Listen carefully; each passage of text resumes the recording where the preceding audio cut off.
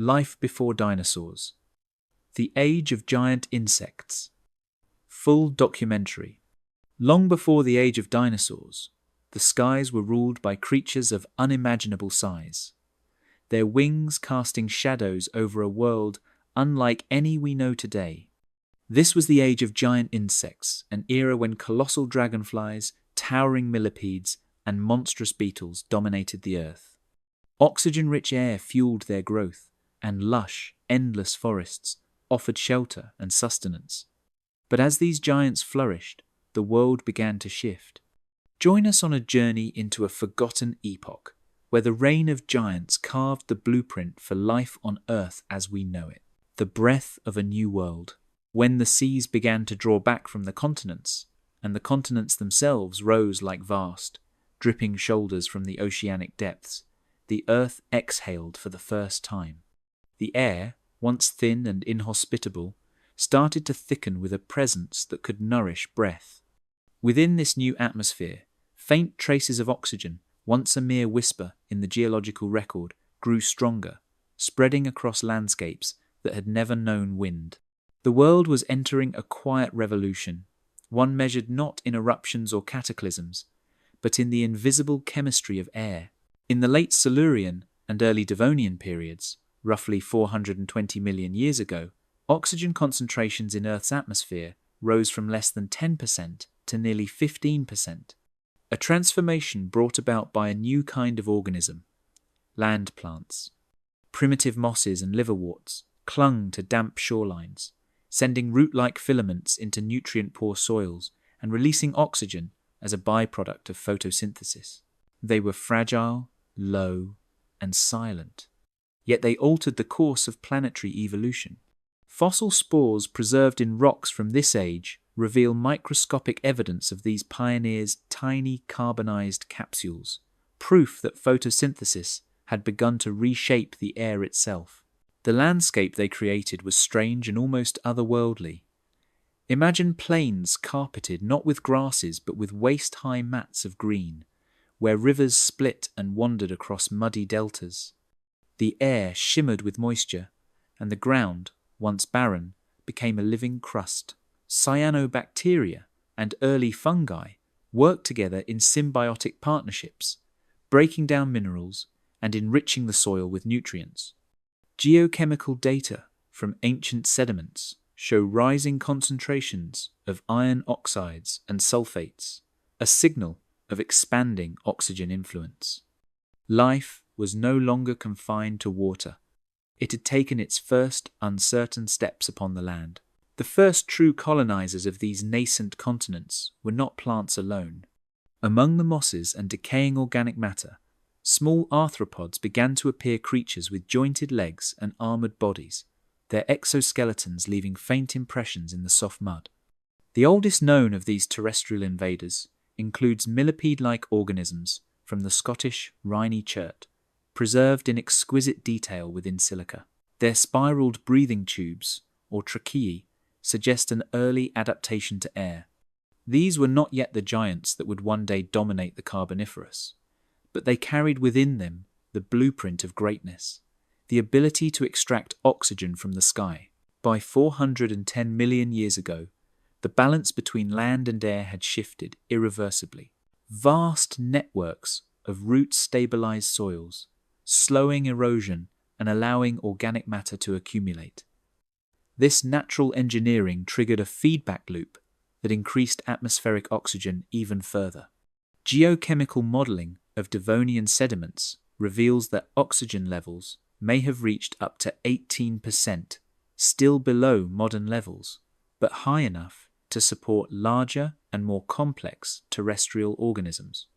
The stage was being set for an evolutionary experiment that would lead, ultimately, to the birth of giants.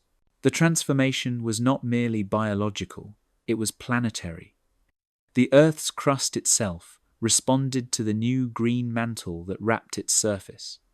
The presence of rooted plants, accelerated weathering of silicate rocks, drawing down carbon dioxide and cooling the global climate. Glacial deposits in Devonian strata from South America and Africa record the first hints of polar ice in tens of millions of years. As the air cooled, oxygen remained abundant, and new ecological niches opened across the continents. Insects, still primitive, wingless, and minute, emerged from aquatic ancestors and began to explore the margins of this transformed world. The evidence for these early terrestrial insects comes not from skeletons but from ghostly imprints in ancient stone. In Rheni, in Gilboa, and in fragments of Devonian shale from Germany, paleontologists have uncovered the delicate remains of creatures resembling silverfish, their bodies segmented and their antennae long and probing. These fossils reveal mouthparts designed for scraping and chewing, suggesting a diet of decaying vegetation or fungal material. Oxygen, once toxic to early anaerobic life, had become the fuel for their existence. Their respiratory systems, networks of fine tubes that carried air directly into the tissues, were astonishingly efficient in a world newly rich with breathable gas. It was not yet an age of predators or power, but an age of persistence and adaptation. The first terrestrial ecosystems were fragile, prone to collapse when drought struck or rivers changed course. Fossil evidence shows layers of ash and flood deposits interrupting the continuity of these early soils, suggesting that every generation of pioneers lived under the constant threat of obliteration. Yet with each renewal, life returned stronger, more diverse, and better suited to its environment. The earliest ecosystems became laboratories of resilience, testing the boundaries of what breathing, crawling, and feeding on land could mean. The link between atmosphere and evolution deepened as the Devonian progressed. Oxygen continued to accumulate, fed by the expanding forests of early vascular plants, such as Cooksonia and Zosterophyllum, whose branching stems reached several tens of centimeters high. These plants produced lignin, a tough compound that allowed them to grow upright but resisted decay. As lignin-rich material built up in layers, it locked away carbon, driving oxygen concentrations even higher. This chemical imbalance would later peak in the Carboniferous, when oxygen levels soared to over 30%, creating the very conditions that would allow insects to grow to sizes unimaginable today. The interplay between land and air produced unexpected consequences. Higher oxygen levels increased the risk of fire, and charred plant fossils from Devonian deposits in Wales and Australia reveal that wildfires already flickered across the continents. Lightning storms, once harmless, could now ignite forests, sending plumes of ash into the atmosphere and recycling nutrients into the soil. These fires, paradoxically, helped stabilize oxygen levels by periodically culling vegetation and controlling biomass. The cycle of growth, combustion, and renewal would become one of the planet's most enduring feedback systems, a balance between breath and flame that continues to shape life's chemistry. As the Devonian drew toward its close, the outlines of future worlds began to appear. The continents of Gondwana and Euramerica drifted closer, forming vast interior plains where rivers meandered beneath humid skies. The air was no longer alien. It carried the scent of organic decay, the pulse of respiration, the mingled breath of plants, and the first land dwellers. Within this evolving atmosphere, evolution's possibilities expanded with every increase in oxygen pressure. The stage was set for life to scale new dimensions, height, distance, and eventually the freedom of flight. For in this changing air lay potential waiting to unfold. The creatures that had once crawled through tidal shallows now stood upon solid ground, and some would soon learn to leave it altogether. The chemistry of the sky had opened a doorway to movement and power, and through it would pass the first great flyers, the ancestors of the giants, whose wings would one day cast shadows over forests of stone and fern. The earth was breathing deeply now, and with every breath it was preparing for the ascent to come. Wings of the Carboniferous. The earth's deep breath had changed the air itself. Now, in the thick humidity of the Carboniferous, that breath lingered rich with oxygen, dense as mist. Across the swamps, colossal ferns rose like living cathedrals, their fronds dripping with water and light. What had once been potential in the stillness of the previous age now moved through the air as power. From this charged atmosphere, the first great flyers would rise, their wings cutting through the haze of a world newly alive with motion. It was during the Carboniferous, around 350 million years ago, that the first true flyers emerged from the primordial swamps. Insects, some already large in body, now had the means to conquer new dimensions. The air, thick with oxygen, levels reaching as high as 35%, provided the perfect backdrop for insect flight to evolve. It was an era unlike any before, one where the very chemistry of the planet allowed life to grow to unprecedented scales. Fossil evidence from sites like Coventry, France, and Kansas, USA, shows that insects such as Meganeura, with wingspans of nearly 70 centimeters, soared through the canopy, their sheer size and agility startling to imagine. The simple act of flying, once confined to birds and bats millennia later, was born in a world dominated by these ancient invertebrates. The wings of these early giants tell a story of evolution at full throttle.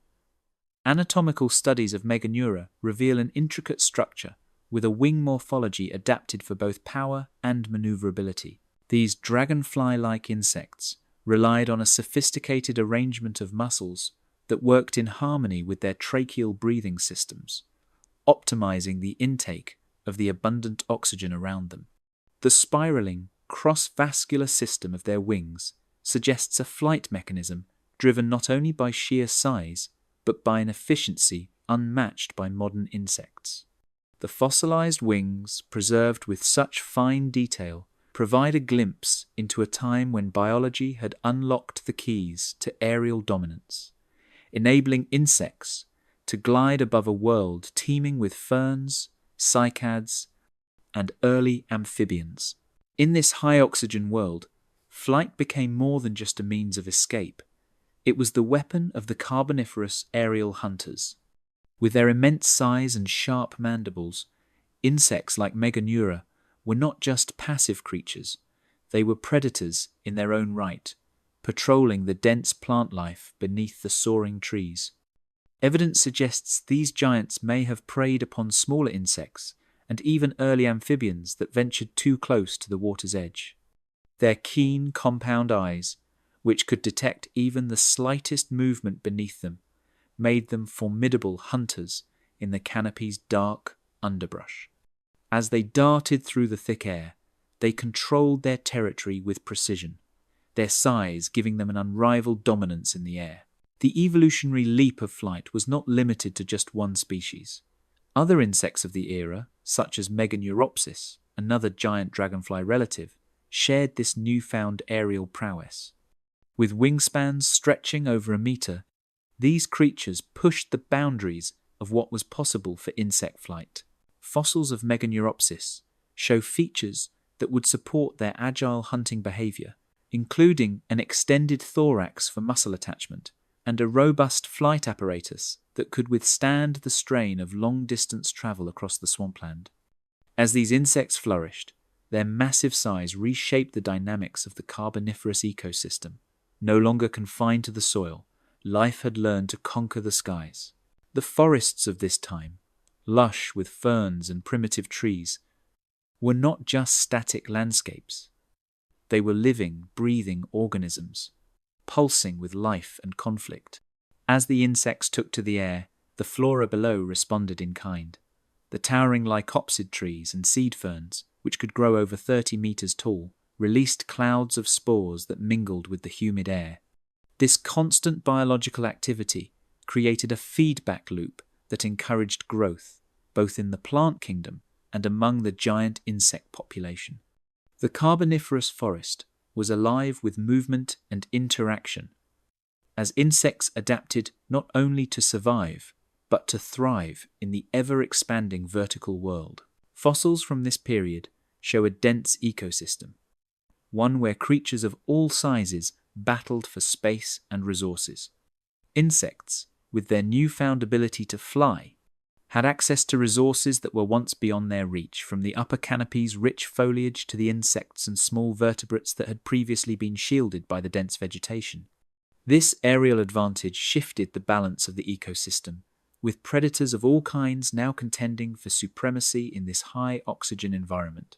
The sheer number of species thriving in the Carboniferous forests, from the smallest winged scavengers to the largest aerial predators, made this a golden age of insect life. Yet, for all their dominance in the air, the giant insects' reign was far from guaranteed. Their success was inextricably tied to the stability of the oxygen-rich atmosphere. High oxygen levels, while facilitating their large size and flight abilities, also came with their own risks.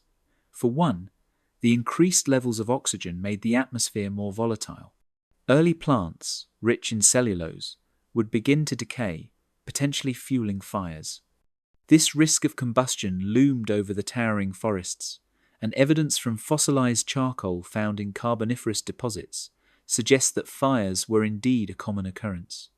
While these fires cleared land and recycled nutrients, they also created a harsh new reality for the giants of the sky. Even the smallest shift in climate, or a slight drop in oxygen levels, could drastically alter the trajectory of their dominance. Despite these dangers, the age of giant insects continued to thrive. The forests that supported them were resilient, evolving along with their aerial rulers.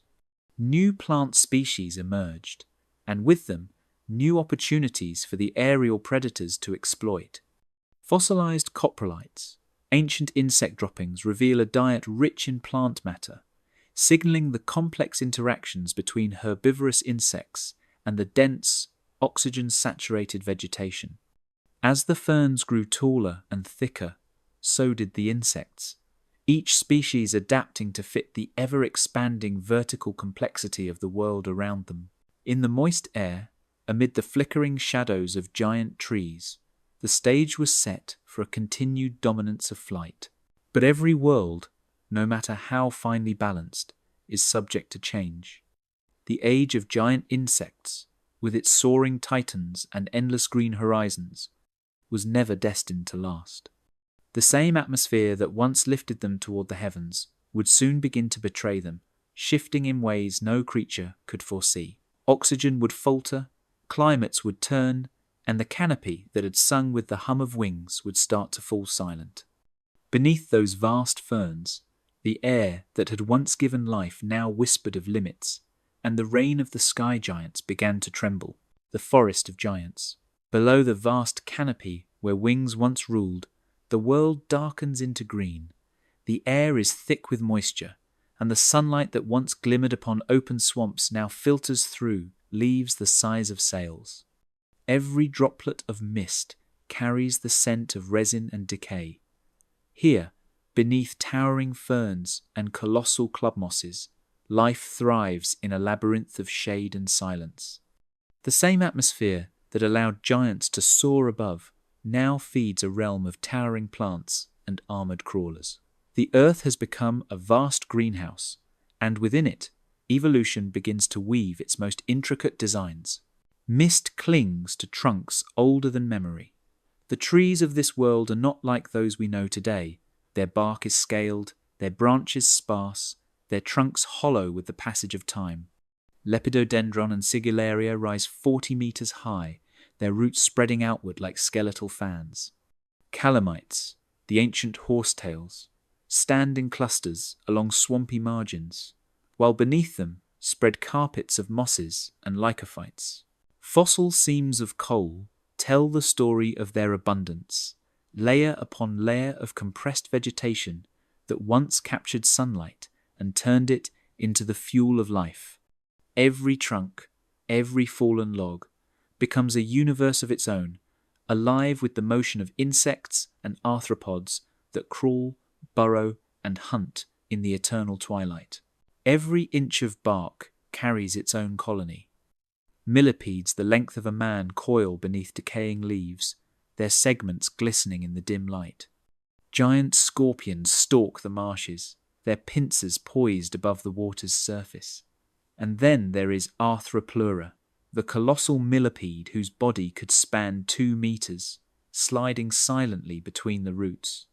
The forest floor quivers with its passage, leaving behind tracks that will one day fossilize into dark impressions, echoes of motion in a world too dense for open air. These creatures breathe the same oxygen-rich atmosphere that sustains the trees, their size and stamina made possible by a chemistry far beyond anything seen before or since. Roots spread through the mire like veins feeding a sleeping heart. The swamps are alive not only above ground, but within layers of peat forming beneath still water, where decay moves slowly and carbon builds endlessly. Over millions of years, this slow burial of organic matter would create the coal seams that define the Carboniferous name. But in this moment, it is a world still vibrant with life. Giant dragonflies drift through the shadows, their wings catching stray shafts of light, while beetles and early roaches scuttle through the litter, carving out ecological roles that will persist for hundreds of millions of years. The forest hums, its rhythm both ancient and precise.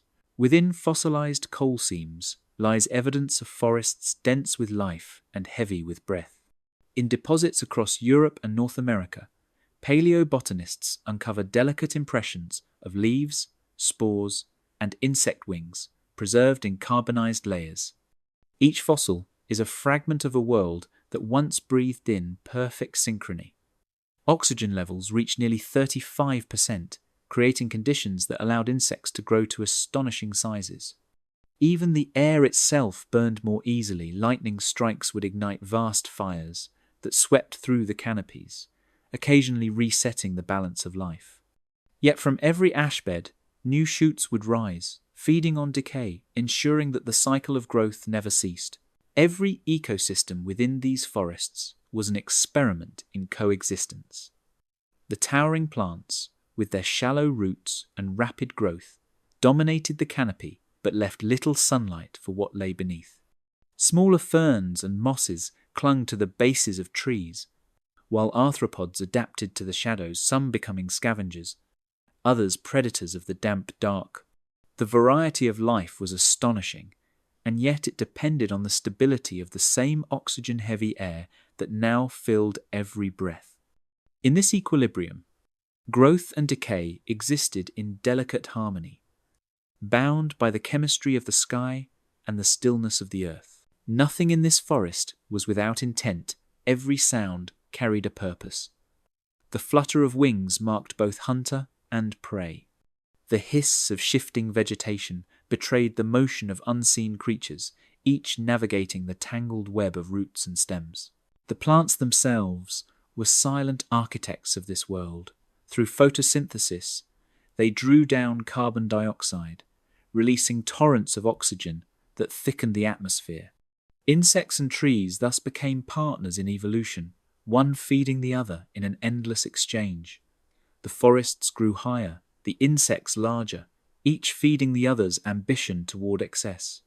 It was a partnership that bordered on perfection. For all its beauty, even paradise bears its burden. The very abundance that sustained these colossal ecosystems also made them fragile. The immense production of organic material buried more and more carbon underground, gradually altering the climate. As the land masses drifted and seas retreated, the air's balance began to shift, the temperature fluctuating in unpredictable patterns. For the moment, life continued undisturbed, unaware that its golden age carried within it the quiet mechanism of decline. The Forest of Giants was not merely a place of life, but also the stage for its eventual reckoning. Beneath the abundance, competition was already shaping new destinies. The first amphibians crept along the marshes, seeking refuge from larger predators, while smaller arthropods adapted to exploit every possible niche.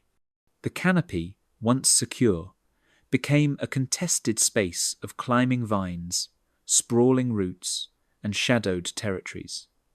Each inch of the forest became a frontier. What had begun as harmony was now a quiet struggle for survival, a contest of growth, light, and endurance in a world that seemed endless but was already changing.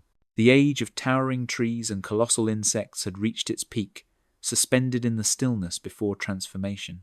The atmosphere that had given life to giants would soon begin to waver, the climate to dry, and the once unbroken forests to fragment into islands of green. The delicate exchange between air and earth, between plant and insect, began to falter, and deep within the soil that had once nourished the forests of giants, the first signs of change were stirring, silent, invisible, inevitable, the life of giants. Amid the waning green of the carboniferous forests, the giants still thrived, each movement a testament to adaptation refined by eons. Beneath the towering club mosses and ferns, their lives unfolded with a rhythm of hunger, growth, and survival, written into every joint and wing. The air, dense with oxygen and the scent of decay, carried the whispers of a world in transition where size was not just strength, but strategy. Within this ancient ecosystem, Meganeura, the colossal dragonfly, ruled the skies as both hunter and monarch. Fossils from Monceau-les-Mines reveal wings nearly 70 centimeters across, their venation patterns magnified to impossible scale. Its compound eyes, each composed of tens of thousands of facets, gave it unmatched aerial precision. Prey rarely stood a chance. Smaller insects, primitive mayflies, and even juvenile amphibians were plucked from the air in mid-flight. In its flight mechanics, scientists see evidence of powerful thoracic muscles anchored to a lightweight exoskeleton, a design perfected by atmospheric generosity. Meganeura was both apex predator and evolutionary marvel, its vast wings allowing it to glide effortlessly between towering ferns, preying upon whatever small creature dared cross its path. But for every aerial sovereign, there was a creature of the soil, slower, heavier, yet no less remarkable. Arthropleura, the immense millipede, traced wide paths through the underbrush, feeding on the detritus of the forest. Fossil trackways in Scotland and Nova Scotia preserve the memory of its movement, parallel rows of impressions left in the soft mud, each marking a slow march through fallen fronds and decaying bark. It lived in a world with few vertebrate predators capable of threatening it. Its armour of interlocking plates was both shield and identity. Inside, its body's tracheal system thrived in the high oxygen atmosphere, a natural experiment in gigantism that would never again be repeated on such a scale. Its movements, slow and deliberate, carved out ecological niches in the dark undergrowth, feeding on what the towering trees shed. It needed vast amounts of oxygen to fuel its enormous body, and the dense atmosphere provided it with just that. In the shaded wetlands, the balance shifted again. Gigantic scorpions and early eurypterids, the sea scorpions haunted the shallows, bridging two worlds. Fossilized stingers and pincers suggest powerful muscles designed for both predation and defense, their armor glistening in the moist air. Some species, such as Pulmonoscorpius kirktonensis, evolved primitive book lungs, marking an evolutionary step toward independence from the water. Their survival hinged on adaptability, the ability to hunt both aquatic and terrestrial prey in a world still learning to breathe. The diversity of arthropods in these swamps reveals a world where niches were not just filled, but expanded upon each species, adapting its hunting methods, feeding habits, and reproductive strategies to the specific demands of its environment. Here, the interdependence between water and land created an ecosystem unlike any before. Fossilized microstructures offer glimpses into their lives, revealing not just what they ate, but how they interacted with their environment. Microscopic tooth marks on plant material suggest herbivorous arthropods actively sought out and consumed soft tissues of ferns and horsetails, which were far more nutrient-rich than the woody trunks that stood like sentinels over the swamp. The immense size of these creatures allowed them to become the ultimate consumers of plant matter, recycling nutrients back into the ecosystem. In contrast, predatory arthropods, like Meganeura, would have exerted a controlling force over population densities, ensuring that no single species dominated for too long. But it wasn't only size that enabled survival. Strategy played a key role in the life cycles of these creatures. Reproduction in the Carboniferous giants was intrinsically tied to the stability of their environment. Eggs were laid in sheltered, humid microhabitats, where moisture and temperature were stable conditions, crucial for the development of offspring. Many species likely deposited their eggs in rotting wood or beneath the water's surface, where young larvae could feed on the decomposing organic material until they reached maturity. This reliance on stable conditions meant that any environmental shift, a decrease in humidity, a slight temperature change, or a sudden shift in oxygen levels could threaten their survival. The high levels of atmospheric oxygen that fueled their growth also made them vulnerable to the slow but inevitable decline of this perfect balance. The oxygen-rich atmosphere fueled their growth, with concentrations around 35%, nearly 50% higher than today. This surplus of oxygen enabled arthropods to grow to enormous sizes, as the air provided them with a more efficient means of respiration. Oxygen diffusion, delivered by the intricate tracheal systems of these creatures, could support the energy demands of their massive bodies. As the oxygen content of the atmosphere gradually began to decline in the late Carboniferous, the metabolic demands of these giants would have become harder to meet. Without sufficient oxygen, their colossal bodies would struggle to fuel their energy-intensive lifestyles, leading to a slow but inevitable contraction of their world. Fossilized wings, delicate and intricate, testify to the magnificence of their flight. Meganeura's wings were not merely ornamental, but essential to its predatory success. The aerodynamic efficiency of their design, coupled with the high oxygen concentration, allowed for bursts of speed that were unmatched by anything on Earth before or since. The mechanics of flight were far more complex than previously imagined. The wings themselves were equipped with specialized vanes, strengthening the membrane and enhancing their aerodynamic properties. Such adaptations made them formidable predators, but also subjects of relentless evolutionary pressure, as every wing beat carried with it the weight of survival. In contrast, the Arthropleura, grounded in the shadows, was a silent giant. The combination of its sheer size and its feeding habits meant that it played a crucial role in the forest's ecosystem. By feeding on dead plant matter, it facilitates nutrient cycling in the soil. However, its large size also created ecological tension. The more oxygen-dependent it became, the more it tied its existence to the very air it breathed, an air that was starting to change. The decline of oxygen triggered an adaptive challenge. Would these giants evolve or succumb to fate? The giants that once soared in the sky and crawled through the underbrush now faced a world that could no longer sustain their colossal forms. Forests, once lush and expansive, would fragment and dry, breaking apart the continuous network of nutrients and habitats that had fostered such growth. The great giants of the Carboniferous, finely tuned to their environment, now stood at extinction's precipice, not weak, but adapted to a world changing too rapidly. In this fragile moment, the legacy of the Carboniferous giants remains. Fossilized wings, preserved exoskeletons, and ancient footprints tell their stories. Their lives, magnified by oxygen, became a spectacle of biological potential, but even the strongest, the most adapted, cannot escape the inevitable flow of time, the dawn of the predator. In the rich shadows of the Carboniferous, not every form of life was content to bask in the sun. Beneath the towering fronds and within the murky shallows, new instincts began to stir the will to hunt, to strike, to consume. Insects that once ruled the skies now shared their world with hunters that crept, slithered, and watched, eyes glinting in the filtered green light. Among the forest litter, Arthropleura, the immense millipede that had once seemed unassailable, now found itself vulnerable.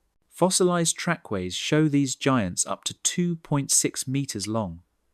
their many legs moving in coordinated waves as they traversed the forest floor. But where once there had been safety in size, now there was exposure. Predators had begun to appear, equipped with jaws capable of piercing chitin and claws designed to grasp moving prey.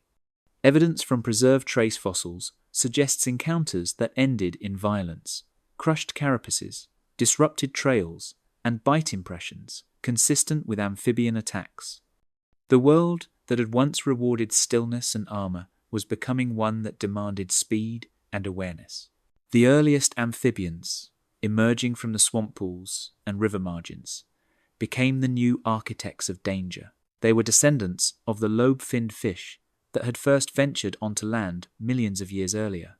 Their lungs, strengthened by oxygen-rich air, gave them the stamina to roam. Their limbs, fortified by bone and muscle, let them crawl through the dense undergrowth. Fossils such as Eogorinus and Crassigorinus reveal powerful tails for swimming and flexible spines for sudden ambushes. Some grew over 4 meters in length, their flattened skulls and recurved teeth adapted for grasping prey that strayed too near the water's edge. In the air, giant dragonflies like Meganeura still ruled, but even the sky was no longer safe. As amphibians lunged from pools and marshes, some insects became prey mid-flight, their wings torn and crumpled by a sudden leap. The fossil record of the Carboniferous preserves hints of these interactions, broken wings found near fossilized amphibian remains, the silent record of a struggle between air and earth. Each adaptation spurred another in response, driving life into a new era of complexity. The Carboniferous wetlands themselves shaped this evolutionary arms race. Dense vegetation restricted movement and sightlines, forcing predators to rely on stealth. Amphibians developed sensory organs that could detect vibrations through both air and water, precursors to the lateral line systems seen in modern species. Their eyes, placed atop flattened skulls, allowed them to watch the forest canopy while remaining submerged. Insects, in turn, refined their sensory abilities. Antennae capable of detecting chemical cues, compound eyes tuned to movement, and reflexes quick enough to evade an unseen strike. Each encounter between predator and prey rewrote the rules of life on land. Some of the most formidable arthropods of this era were not insects at all, but ancient arachnids and their relatives. Fossil scorpions, such as Pulmonoscorpius kirktonensis, reached lengths of over 70 centimeters, their stingers armed with potent venom capable of paralyzing smaller prey.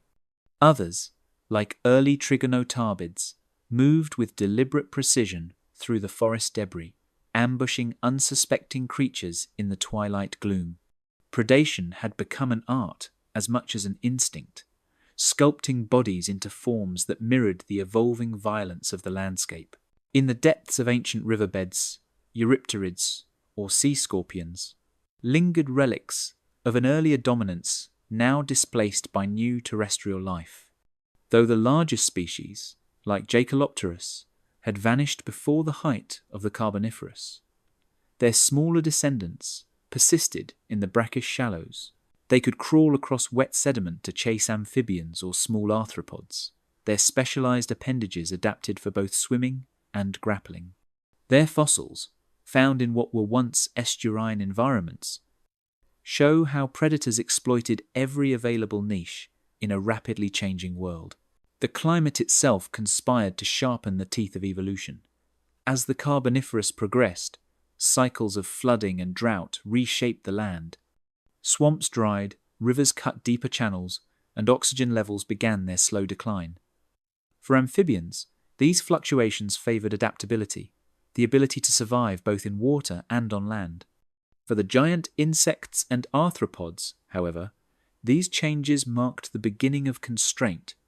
The air that once allowed them to breathe so easily was beginning to thin, and with it, their physiological advantages began to wane. Survival was no longer a matter of growth, but of endurance. In this crucible of competition, ecosystem hierarchies began to shift. The once dominant arthropods, though still immense, faced a growing population of agile predators capable of exploiting their weaknesses. Fossil assemblages from sites like Joggins and East Kirkton reveal a striking overlap of insect, amphibian, and arthropod remains evidence of coexistence and conflict. The diversity of both predators and prey increased dramatically, suggesting a complex and interdependent network of life. Despite the surge of predatory life, the pulse of fragility never left. The very richness of the Carboniferous forests, their vast deposits of vegetation, would one day become their undoing. As plant life buried carbon deep within the earth, atmospheric oxygen fluctuated, and ecosystems dependent on its abundance began to falter. What had been an age of excess was turning toward equilibrium, and equilibrium, in nature, is rarely kind to those built for extremes. Under the shadow of towering ferns, the Carboniferous became a theatre for the primal dance of pursuit and survival. Insects, arthropods, and amphibians wove their stories through predator and prey, through air and water, through shadow and light. Their fossils remain as fragments of motion, jaws frozen mid-bite, wings torn in flight, bones scattered along ancient streambeds. They speak of a world alive with tension, a symphony of hunger and adaptation echoing beneath the towering trees. And as the forests trembled with life and struggle, something unseen began to gather beyond the horizon, a quiet foretelling of the collapse to come, when even the fiercest would learn that no reign lasts forever. The flight to perfection. Having mastered the land, the predators now faced a new challenge, the vast expanse of the sky. Insects, once bound by earthbound limitations, began to take flight in search of a new realm to conquer. With wings that unfurled, like delicate sails in the wind, they embraced an entirely different mode of existence, their bodies honed for the art of flight. It was no longer merely about size or strength, it was about efficiency, maneuverability, and precision. For in the air, speed was the ultimate currency, and only the fittest could sustain the endless ballet between hunter and hunted. The wings of early insects like Meganeura, the giant dragonfly, were far more than just structures of flight. They were finely tuned instruments of power. Fossilized wings found in deposits across Europe and North America reveal intricate vein patterns that allowed the wings to fold and unfold with astonishing efficiency. These veins weren't just support systems. They distributed tension and force across the wing membrane, enabling the insects to maneuver with precision. The fossil record shows a remarkable adaptation in the veins themselves, structured in a way that maximized aerodynamic efficiency, allowing for greater control and faster turns in the air. Early insects could now navigate the dense, humid air of the Carboniferous, exploiting the layers of the ecosystem from above. Flight didn't evolve through size alone, nor by the mere addition of wings. It was a multifaceted process. The anatomy of flight was an art of balance. In the thoracic muscles, researchers have identified structural adaptations that enabled not just flight, but powerful, sustained flight. The flight muscles were vast, stretching across the thorax, attached to both wings. These muscles contracted rapidly, each beat a burst of energy, propelling these insects with surprising agility for their size. Fossil evidence shows well-developed ridges in the thorax of species like Meganeura, indicating specialized muscle attachments designed to generate power.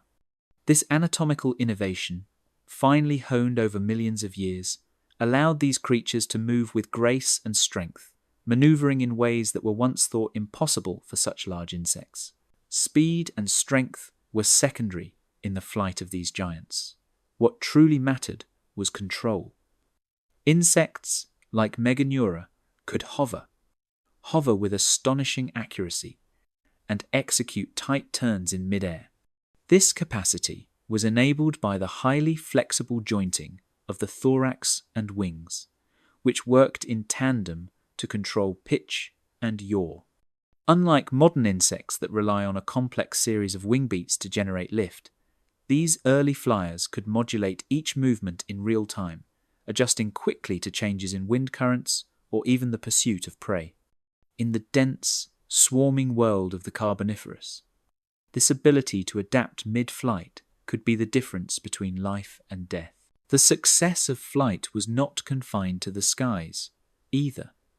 In the forest below, the rise of flying insects created new ecological niches, transforming the environment. As insects soared, they carried pollen between distant plants, becoming unwitting architects of the forest's botanical network. This mutualism between insects and plants opened the door to new forms of life and rapid evolution. The sky was no longer just a place of flight, it became a vital space for ecological interaction, as insects influenced the landscapes below and the growth of forests above. Soaring through the oxygen-saturated air, the giants of the Carboniferous were not immune to the threats that lurked below. Fossil evidence shows that the skies were not just inhabited by insects, but by the first vertebrate predators, early amphibians, whose hunting abilities were becoming increasingly sophisticated. As Meganeura and others glided through the air, these predators learned the art of ambush. Their long, powerful bodies and swift limbs allowed them to leap at incredible speeds, closing in on their airborne prey.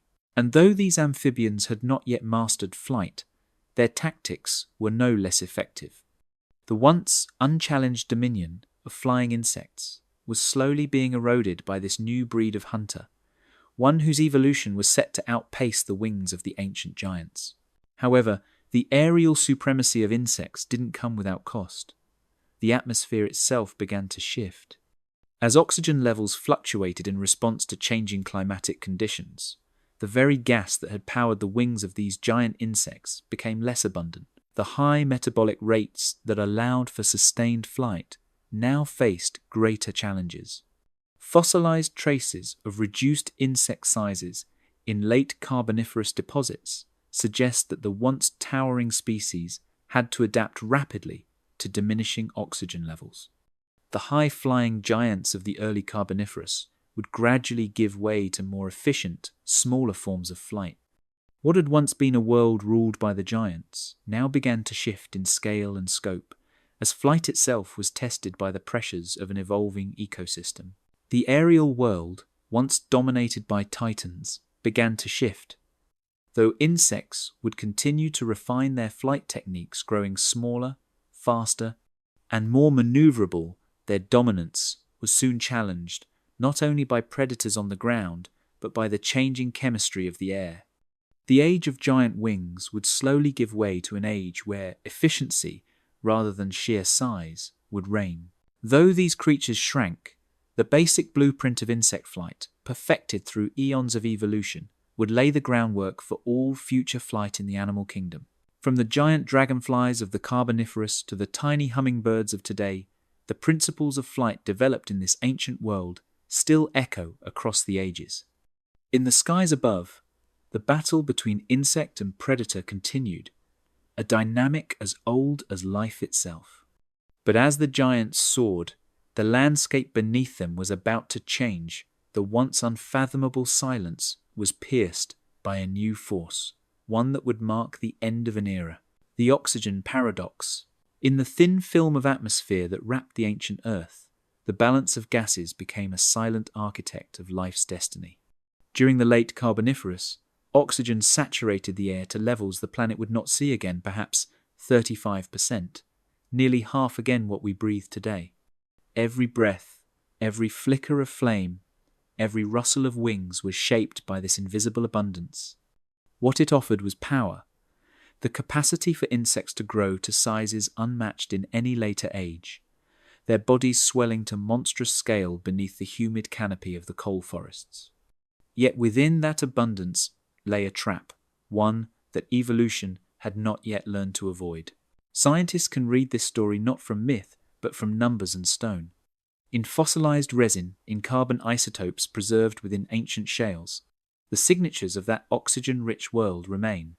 Researchers reconstruct those atmospheres through models of gas exchange, charcoal frequency, and the chemistry of iron-bearing rocks that once weathered beneath torrential carboniferous rains. The picture that emerges is one of supercharged life, but also of instability. The forests that created this oxygen were fragile ecosystems, their roots binding the swamps that fed them, their decay producing the very coal seams we mine today. With every fallen tree and buried trunk, carbon was drawn from the air. Oxygen left behind a process that inflated the atmosphere's breath until the planet itself seemed over-oxygenated. For the giant insects, this was paradise. Creatures like Meganeura monyi, with wingspans over 70 centimeters, and Arthropleura, a millipede stretching 2 meters in length, were not anomalies of mutation, but products of chemistry.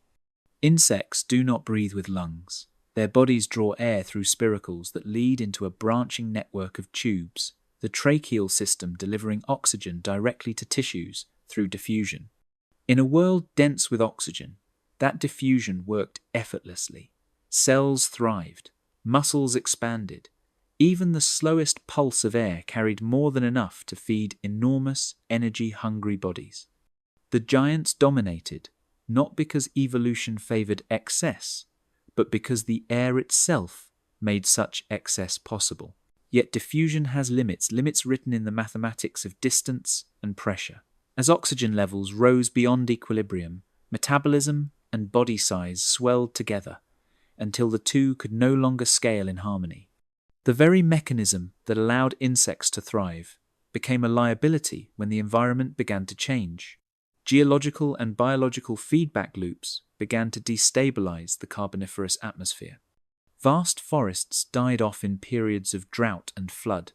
Decay slowed as global conditions cooled, and oxygen, once abundant, began to fall. Insects, whose physiology depended on that abundance, faced a narrowing corridor of possibility. Their tracheal systems could not evolve fast enough to compensate for the thinning air. Gigantism became a burden, and the giants began to vanish. The fossil record bears witness to this decline with clinical precision. In strata spanning the Carboniferous Permian boundary, entomologists have catalogued a steady reduction in insect wing size and body mass. Where Meganeura once ruled the canopy, smaller dragonflies emerged, their wings lighter, their thoraxes more compact. The sprawling arthropods of the coal swamps retreated into history, replaced by leaner, faster, more efficient forms. It was not extinction by catastrophe, but attrition by chemistry, the quiet suffocation of a dynasty. The oxygen curve fell, and with it, the ceiling of size. Paleoclimatic models suggest that fire frequency, another indirect measure of atmospheric oxygen, dropped dramatically as levels declined. The earth that once burned easily, where every lightning strike could ignite a forest, became damp and resistant. Charcoal records thin across the geologic timeline, matching the retreat of the great insects. The link between combustion and respiration is more than poetic. Both depend on the same element. Both fade when oxygen falters. In the silence that followed the last carboniferous flames, the air became harder to breathe for those who had built their empires on its richness. But not all life suffered equally. The decline in oxygen created a selective pressure that favoured new anatomies, more efficient circulatory systems, and innovations in gas exchange. Early amphibians and reptiles, equipped with lungs, not tracheae, found themselves less constrained. Insects had once ruled the skies and swamps. Now vertebrates began to rise from the water's edge, inheriting the Earth's diminishing air with lungs capable of drawing meaning from scarcity. In this way, the fall of the insect giants became the prelude to another ascension, one defined not by size, but by endurance. Through the lens of biogeochemistry, the story becomes eerily symmetrical. The same oxygen surge that had once opened the door to gigantism had been built by plants, and it was the plants' decline that closed it again. The Carboniferous world was a living machine, cycling carbon and oxygen in fragile balance. When that machinery faltered, when the coal forests collapsed under climatic stress, the very atmosphere shifted. Life's design had to change with it. Evolution, always reactive, found its next path in efficiency, not magnitude. Today, those oxygen fluctuations are measured in parts per million, traced through bubbles in ice cores and the isotopic memory of ancient minerals. Yet their legacy endures in the architecture of every insect alive. Modern dragonflies, though tiny compared to their ancestors, retain the same breathing structures that once supported wings the length of an arm. Inside their thoraxes, microscopic tubes still carry air by diffusion, a relic of a time when the planet itself was more generous. Even in their fragility, they carry the memory of abundance. The fall of these giants was not tragedy so much as transformation, a correction written into the physics of life. In every evolutionary surge, there is an eventual reckoning, a return to balance. Oxygen, once the liberator, became the limiter. And in its withdrawal, a space was made for something new to emerge, not in the skies, but on the ground below, where creatures with lungs and limbs would soon rewrite the story of dominance once again. The great insects remain preserved in stone, their wing impressions fine as lace, their bodies flattened beneath the weight of time. They speak of a paradox older than memory, that life's triumphs are always conditional, its grandeur bound by invisible thresholds. What rises on the breath of abundance must one day learn to survive without it. And in that struggle, the slow narrowing of possibility, the earth itself begins to prepare for the next inheritors of air. The great extinction looms. The giants that had once ruled the forests now found themselves constrained not by predators or rivals, but by the very air they had relied on. The vast swarms of Meganeura and Arthropleura, once the undeniable kings of the ancient earth, began to dwindle, their once immense bodies succumbing to an invisible foe, the changing atmosphere. Oxygen, the very substance that had allowed them to soar to staggering heights, now slipped from their grasp, tightening its grip in ways they could not adapt to. What had been a perfect ecosystem, vibrant and unyielding, was fading, leaving behind only echoes of the great age that had once been. For all their grandeur, they had no defense against the natural forces reshaping the planet beneath them. As oxygen levels fell and the climate shifted toward increasingly arid conditions, the lush, vibrant landscapes of the Carboniferous began to fragment. Forests that had once stretched as far as the eye could see began to die back, giving way to more barren stretches of land. The swamps and marshes where giant arthropods once thrived dried up. Vegetation became sparse, unable to support the enormous organisms that had once flourished under the dense canopy of ferns and horsetails. The very air that had been a rich, life-giving force now became a limiting factor, and the once thriving insect populations found their environment slowly slipping away. The land was slowly turning inhospitable for the creatures that had once dominated it. The size that had once been their strength became their undoing. The giants' enormous bodies required immense amounts of oxygen to function, and as atmospheric levels fell, their tracheal systems, unable to adapt quickly enough to the changing conditions, began to fail. The inefficiencies of their oxygen uptake, once easily compensated for by the excess oxygen in the air, became fatal. Their massive bodies, once seen as marvels of nature, became cumbersome and unsustainable. They could no longer sustain their giant forms. With every passing generation, the vast populations of these megafauna dwindled, unable to replace themselves in a world that had changed too quickly. The sky, once dominated by their wings, began to empty, and their once thriving colonies fell silent. The reign of the giants was reaching its inevitable conclusion. The collapse of the great insect populations was not sudden, but rather a drawn-out, inexorable decline. The forests that once teemed with life grew quieter and more desolate. As plant life began to adapt to the changing atmosphere, the food sources that had once been abundant became scarce. The carbon-heavy soils that had once supported massive oxygen-producing trees began to become inhospitable.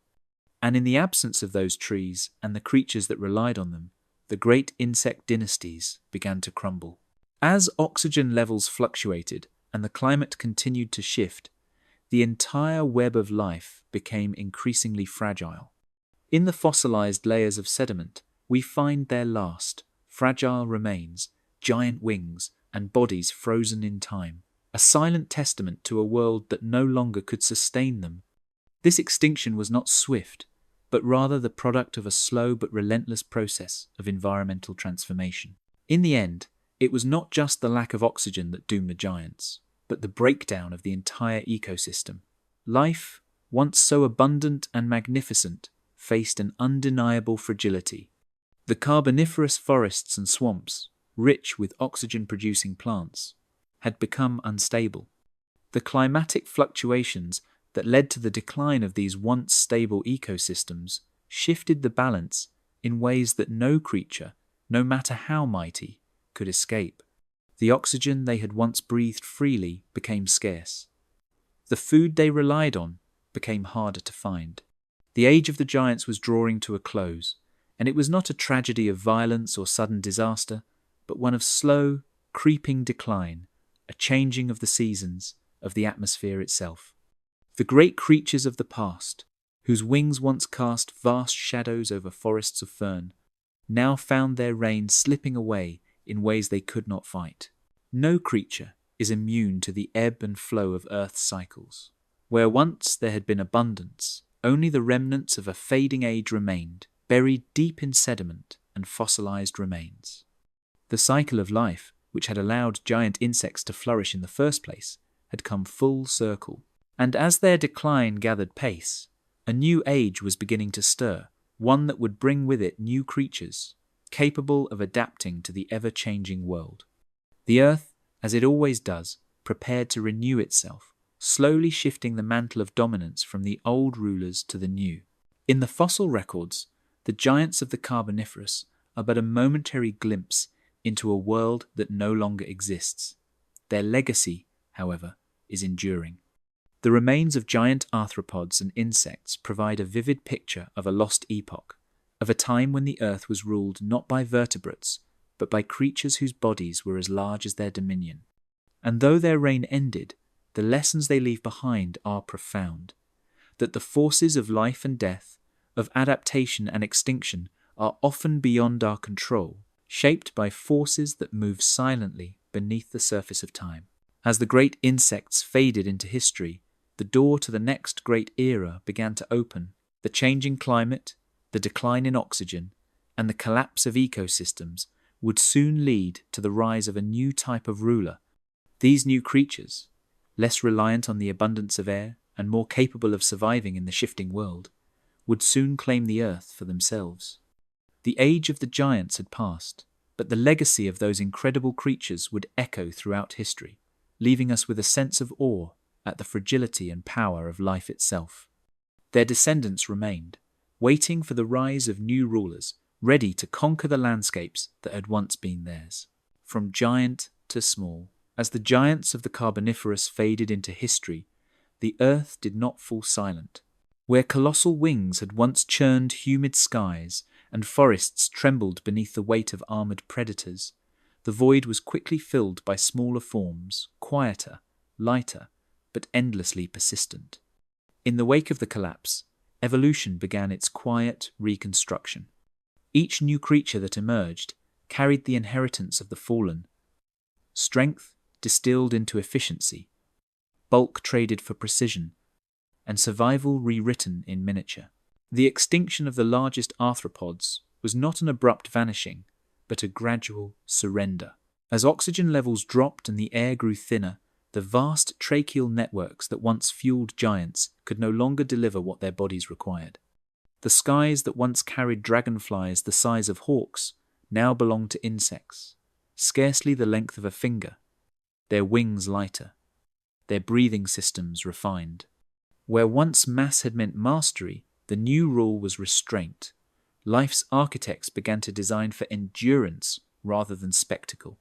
Buried within sediments spanning the late Carboniferous to early Permian, fossils quietly mark the shift taking place.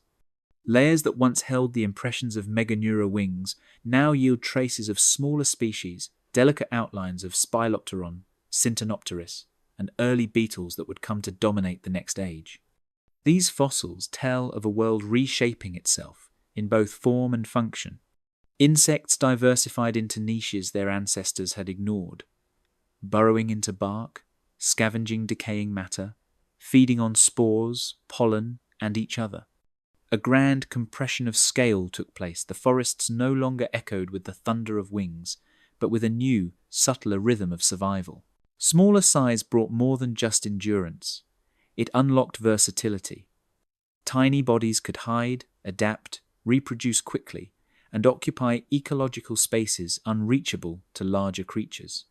Their respiration became more efficient relative to their mass, their reproductive cycles faster, and their mutations more frequent. In evolutionary terms, they became the planet's most agile experimenters. Every forest floor, every hollowed log, every stagnant pool became a laboratory of adaptation. The insect's future was written not in dominance, but in diversity. The changing environment accelerated their success. The collapse of the Carboniferous rainforests fractured ecosystems into isolated pockets, each one a crucible for new life. Insects that had once lived beneath vast canopies now encountered drier climates and open terrain. The first ancestors of modern grasshoppers and roaches began to emerge species capable of surviving in harsher, less stable environments. Their wings shortened, their bodies thickened, their diets broadened. In a sense, evolution was trading extravagance for practicality, beauty for resilience.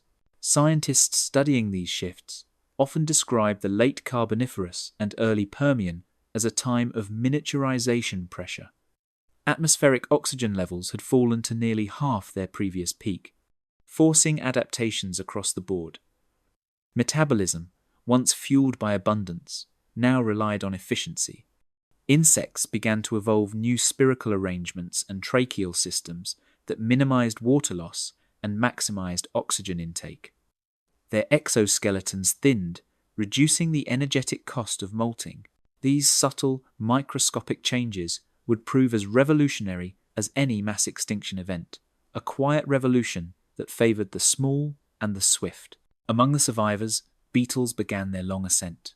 The earliest members of the order Coleoptera appeared during this turbulent transition, their hardened elytra protecting delicate wings beneath. This innovation, simple yet profound, allowed them to thrive in unstable environments. They could burrow into soil, shelter from heat, and colonize decaying vegetation where oxygen was sparse.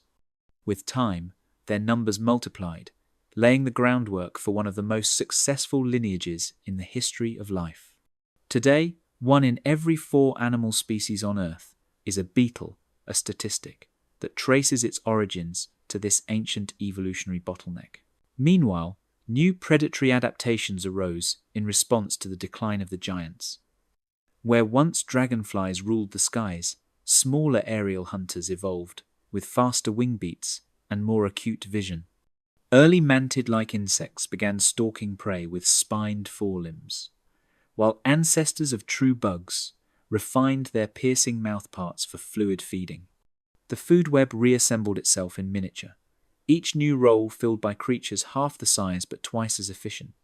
Nature's economy had become leaner, its energy redirected from maintaining mass to refining method.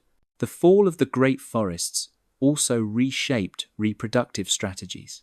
With habitats fragmented and resources scarce, insects developed eggs that could resist desiccation and larvae that grew rapidly in unpredictable conditions. The first metamorphic cycles took form larvae specialized for feeding, adults for dispersal. This division of labor within a single life cycle became one of evolution's most ingenious solutions, enabling insects to adapt to seasonal and environmental instability with unmatched flexibility. Even as the physical world grew harsher, the insect realm flourished in complexity. Fossilized wings show increasing diversity in venation patterns, evidence of experimentation with flight styles and energy use. In some species, wings grew shorter to conserve resources. In others, they lengthened and narrowed for endurance flight across expanding dry plains. Each adaptation marked a step away from the monumental scale of the Carboniferous and toward the intricate balance of the Permian biosphere. To look upon these fossils is to glimpse continuity in transformation. Though the age of the giants was ending, evolution had not withdrawn its creative hand, it had merely changed its brushstroke. The forests that once sheltered titans now nurtured survivors whose strength lay not in their size but in their adaptability. Their success was quiet, almost invisible at first, yet profound in consequence. For every fallen giant, 1,000 smaller lives took its place, each carrying forward the essence of resilience that defines life itself. In the end, the shrinking of the insect world was not a story of loss, but of renewal. What perished in grandeur returned in abundance. The air still shimmered with wings, though lighter now, and the soil still stirred with motion, though subtler in scale. The balance of life had not vanished, it had refined itself, finding strength in smallness and endurance in simplicity. As the giants faded into the fossil record, their legacy endured in every flutter, crawl, and hum of the creatures that replaced them, the quiet inheritors of Earth's oldest and most adaptable lineage. The insect legacy. From the stillness left in the giant's wake, life found its rhythm again, pulsing through fern and scale, through air and tide. The forests that once trembled beneath the weight of dragonfly wings now whispered with smaller lives, delicate, deliberate, resilient. From the ashes of enormity came refinement. The air no longer carried the sound of thunderous flight, yet in every hum and flicker of modern wings, the echoes of that vanished age persist. The story of the insects did not end with the loss of their titans. It changed form. What had been a world of dominance became one of endurance. Those that survived the Carboniferous collapse were not merely remnants of grandeur, but architects of what would follow. In their compact frames and efficient systems lies the memory of excess, a genetic archive of what it once meant to push the limits of air and bone. And through this inheritance, the insects wrote a new chapter of existence, one that continues even now in every field and forest of the modern world. Across deep time, evolution favors what endures, not what dazzles. The smaller descendants of the giants learn to live within new boundaries of oxygen and temperature. Their tracheal systems, once capable of fueling massive bodies, adapted to serve miniature ones with precision. The same branching networks of tubes, refined, compacted, perfected, became the engine of survival. The fossil record preserves this transformation in exquisite detail. Impressions of wings that mirror the venation of dragonflies today. Delicate mandibles, echoing designs that first appeared over 300 million years ago. In form and function, the line of descent is unbroken. In every wing beat today, the Carboniferous lives on. Dragonflies, the heirs of Meganeura, still patrol the skies, their compound eyes scanning with the same wide-angle precision that once guided the largest aerial hunters of the Paleozoic. Their wings, though smaller, bear the same intricate lattice of veins that once spanned 2 feet across. Entomologists studying these modern insects have traced the aerodynamic principles that allowed both ancient and modern species to hover, dive, and strike with near mathematical perfection. Flight, once born of abundance, survived through mastery of efficiency. Scattered across genomes and epochs alike, a handful of sequences still whisper the same command, to continue. The pathways that govern metamorphosis, the transformation from larva to adult, trace their roots to ancient epochs. Fossil larvae, preserved in Carboniferous shale, show the same segmented forms and developmental stages found in their living descendants. The ability to reinvent the body within a single lifetime was one of nature's most elegant solutions, allowing insects to occupy multiple ecological roles in a single generation. In this adaptation lies the essence of their legacy, versatility, not enormity, as the key to survival. Modern forests still carry the shadows of their ancestors. Ants, beetles, and termites move through soil and wood as their ancient relatives once did through decaying ferns and trunks of lepidodendron. Even their social structures, cooperation, division of labor, communication through scent can be traced to behaviors refined in the dense, humid ecosystems that once blanketed the Carboniferous world. The ecological blueprint forged among fallen trees and stagnant swamps remains fundamental to the balance of life today. Beyond anatomy and behavior, the giants left behind something deeper, a continuity of purpose. Insects were, and remain, the world's great recyclers, converting death back into fertility, decay into renewal. The colossal detritivores and predators of the Carboniferous established a rhythm of decomposition and rebirth that still underpins the biosphere. Without them, the very soil beneath our feet would not exist in its current richness. Every hum of a cicada, every flicker of a moth in summer light carries the unseen inheritance of that age. What once defined survival has become the foundation of diversity. In the aftermath of collapse, evolution does not mourn, it reimagines. The scaling down of life after the Carboniferous was not a retreat, but a recalibration, a quiet revolution that opened countless ecological niches for smaller, faster, more specialized forms. From this adaptive explosion arose the first true social insects, the flowering of beetle lineages, and the gradual dominance of species that would later accompany the rise of flowering plants. What the giants began in grandeur, their descendants perfected in subtlety. Written in fragments, the fossil record preserves the tale, a wing's faint imprint, a set of mandibles in amber, a tracheal line turned to mineral. Each fragment is a whisper from the deep past, revealing continuity across collapse. Scientists studying isotope ratios in fossilized tissues have uncovered clues to how atmospheric changes shaped metabolism and size, bridging the gap between the giant's demise and the resilient miniatures that replaced them. The insects, once sculpted by oxygen's generosity, learned to survive its withdrawal, and in doing so, they mastered the art of endurance itself. And even now, in the hum of summer air or the delicate shimmer of a dragonfly hovering above a pond, the legacy remains visible to those who look closely. The same mechanics that lifted the titans of the Carboniferous still power the smallest wings. The same instincts that guided their hunts still pulse in modern predators. Time has refined their form, but not their essence. The inheritance of deep time is not one of bones and fossils alone, but of continuity, a persistence of design that defies extinction. But history, as ever, moves forward. The dominance of insects, once absolute, would soon meet its match. From the swamps and shifting coastlines of the late Paleozoic, new challengers would rise, vertebrates that could move with speed, strength, and intelligence unknown to any creature before. The age of insects had written the prelude to a grander, more volatile drama. As their wings carried the echoes of ancient air, the ground beneath them was preparing for a new kind of ruler, one that would change the fate of life forever. A new world of small giants.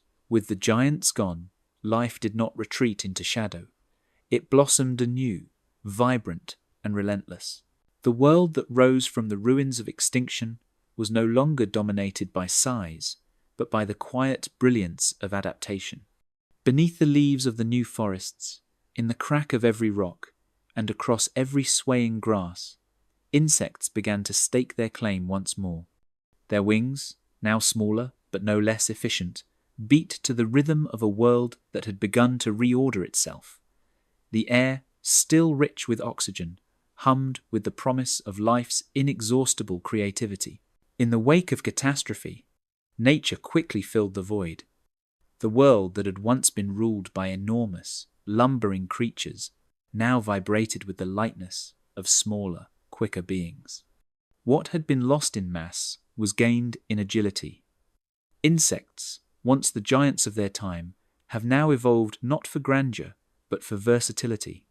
Their new forms were as varied as the niches they occupied, some gliding silently over ponds, others scurrying beneath the cover of leaves, while a new generation of hunters prowled the shadows. It was a world of specialization, each species finding its place with uncanny precision. The insects that survived the Great Extinction were not relics.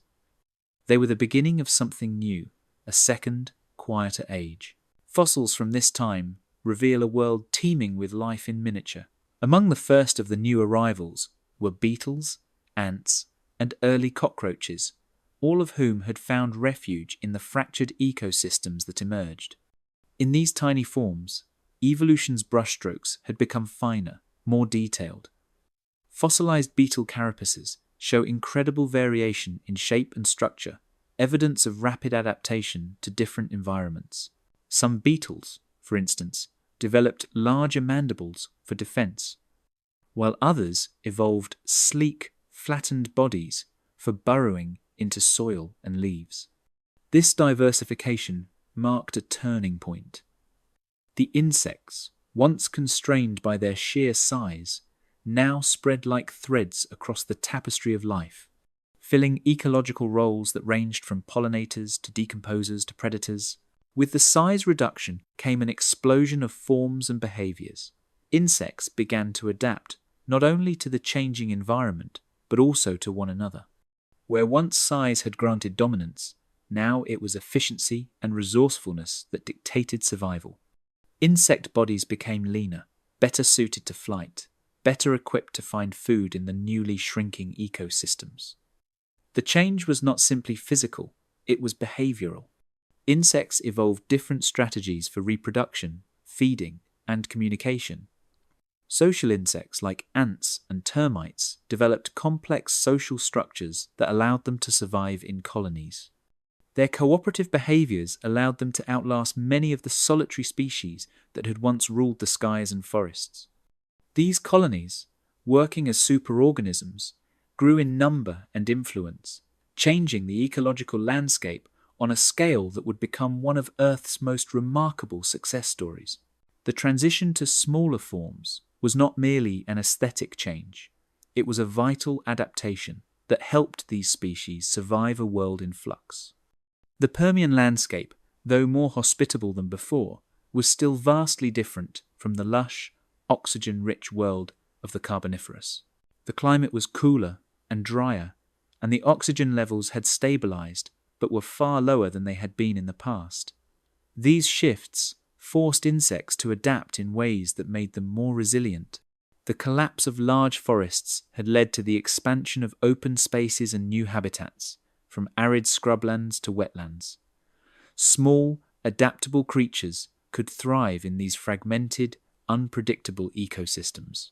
Genetic evidence suggests that the rapid diversification of insects during this period was not a random occurrence, but a natural response to the changing environment. As larger species faded away, they left gaps in ecosystems that smaller, more specialized forms could fill. Fossils from the early Permian show how insects adapted not just physically, but genetically, developing traits that allowed them to survive in new climates and exploit new resources. This diversification laid the groundwork for the immense variety of insect species we see today.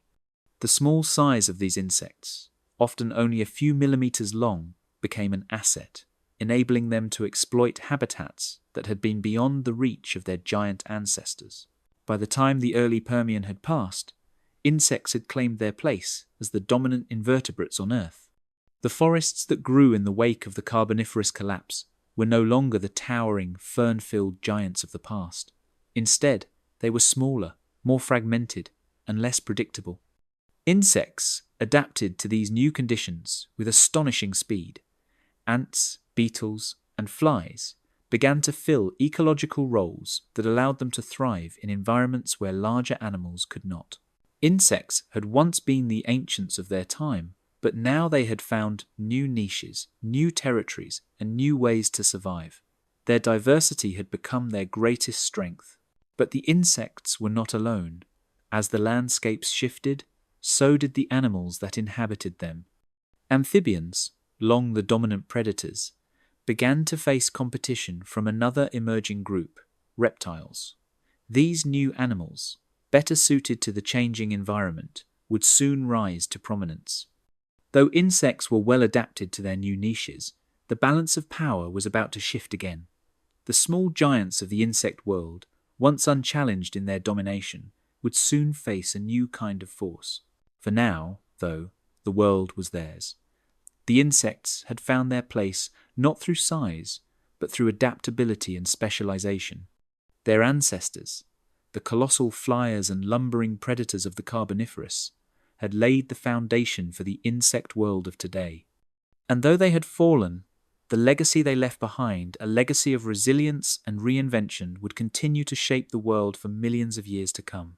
While these smaller giants grew strong, the winds of change began to gather on the horizon. The insects world, once defined by giants, was about to face its greatest challenge yet, one that would see the rise of a new, more dominant breed of rulers. But for now, the insects had their moment in the sun. Their flight was no longer a spectacle of size, but a triumph of survival. And in this new, smaller world, they were the rulers, masters of adaptability, masters of the earth. From sky to earth, the end of the age of giants. In the quiet aftermath of the insect giants' reign, the world began to turn with a different rhythm. The mighty wings that once cast shadows over vast swamps and forests now lie still, leaving behind only faint echoes in the wind. What had been an era of colossal flight gave way to a world where smallness, agility, precision, and adaptation would define survival. Yet, even as the insect giants faded into the shadows of history, their legacy was far from gone. They had set in motion a series of ecological shifts that would shape the future of life on Earth for millions of years.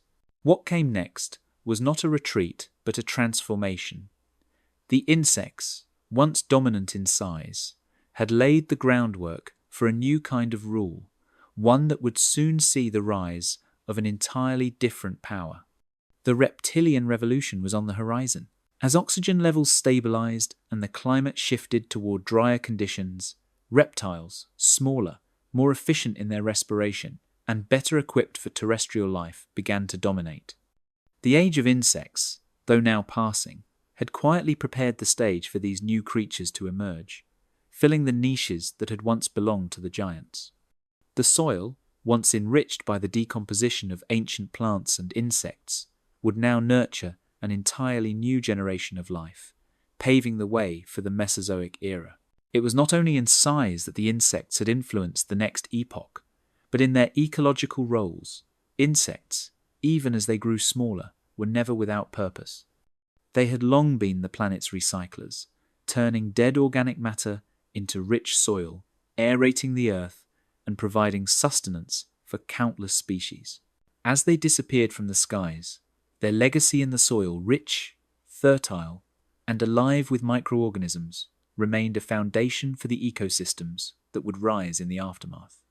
The plants that had once been pollinated by the immense flying insects would continue to thrive, but in their place, new pollinators would emerge. Insects may have lost their dominance in size, but their role in the Earth systems remained vital. New fossils show how the end of the insect giants was not a singular event, but part of a broader ecological reset. The late Permian fossil record paints a picture of a world in flux, with insects diversifying into a new set of niches, developing new traits, and establishing new roles in the ecosystem. The end of the age of giants didn't mark the end of insect influence. Rather, it marked a shift in their dominance. It was the insects' quiet, underground influence that would allow the next rulers of the earth to rise. Their decomposition of organic matter had contributed to the formation of fertile soil, essential for the plants that would sustain the coming generations of herbivores and, eventually, carnivores. The change was not confined to the ground alone. With the decline of giant insects and the rise of smaller, more specialized forms, a ripple effect took place in the atmosphere and the climate. The extinction of the larger, oxygen-hungry creatures allowed new forms of life to flourish, and as the plants, trees, and ferns began to regain their foothold in the changed world, the rise of new food chains became inevitable. Reptiles, having adapted to the changing atmosphere, took full advantage of the new ecological niches left open by the absence of insect giants. Their evolutionary path would lead them to dominance, filling the role of both predator and prey in a newly structured world. And so, the stage was set for the great reptilian dominance that would follow an era where the world would be ruled by creatures of massive size, intelligent movement, and, eventually, the ability to dominate the skies. The insects, in their decline, had unknowingly prepared the earth for these new rulers. Their flight had been a prelude to the flight of another kind of giant, one that would dominate the world with intelligence, speed, and strength. Yet, even as the insects faded, their mark on the earth would never be erased. They had shown the planet what was possible, pushing the boundaries of evolution to their furthest limits. Their giants were gone, but the systems they created, the roles they fulfilled, the soil they nurtured, the ecosystems they formed remained in place. As we look to the skies today, we see not the wings of the giants, but the silhouettes of their legacy. The dragonflies that still dart over ponds, the bees that pollinate the flowers, the ants that carve out paths through the soil, they are all part of an ancient tradition, an inheritance passed down through time. The insects, once the undisputed rulers of Earth, continue to shape the world beneath our feet, even as their giants have long since vanished.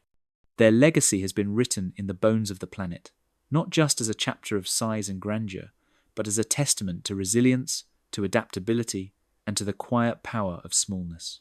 The world today may no longer carry the hum of giant wings, but that hum still resonates in the hum of a bee's flight or the rustling of a grasshopper through the field. The insect legacy lives on in the ecosystem, in the soil, and in every creature that depends on it. The giant age may have ended, but the insects continue to thrive in their own quiet, persistent way. And as new rulers of the earth, the dinosaurs began to carve their place into the world, the insects were already setting the stage for the next great shift in Earth's story. And so, as the dinosaurs began their reign and the planet evolved, the insects quietly remained a constant, their influence felt in every corner of the earth. They had set the stage for something much greater, and yet their age had not truly passed. In every leaf, every tree, and every corner of the earth, the imprint of the insect giants lives on. And in the years that followed, the world would see yet another revolution, as new rulers arose to write the next chapter of Earth's eternal story. In the silence of vanished forests, their shadows still linger, echoes of wings that once ruled the air and forests that breathed like living oceans. The age of giant insects reminds us that every world, no matter how alien, was once real and alive, driven by the same pulse that shapes life today. Their time has passed, yet their legacy endures in every hum, flutter, and shimmer of modern wings. The giants are gone, but their story remains written in the air itself. If you're into exploring Earth's forgotten worlds, subscribe for more journeys into deep time.